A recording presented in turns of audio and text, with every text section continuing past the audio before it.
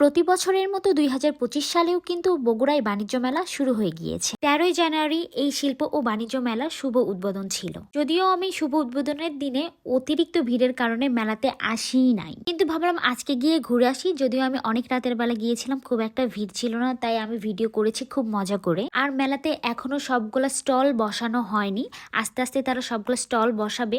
আমার মনে হয় মেলা শুরু হইতে ঠিকঠাক ভাবে এখনো ৫-৬ দিন লেগে যাবে। বগুড়া শহরের অনেকেই জানেন এই শিল্প ও বাণিজ্য মেলা শুরু হওয়ার কথা, আবার অনেকেই জানেন না। যারা জানেন মেলা শুরু হয়েছে তারা তো অবশ্যই মেলায় এসেছেন বা আসবেন, আর যারা জানেন না যে শিল্প ও বাণিজ্য মেলা বগুড়াতে শুরু হয়েছে তারাও জেনে নিন আমার ভিডিওর মাধ্যমে এবং মেলাতে এসে এনজয় করুন। যদিও প্রত্যেক বছরের মতো সেম ক্যাটাগরিতেই মেলাটা বসানো হয়, কোনো কিছুই ডিফারেন্ট আমরা খুঁজে পাই না।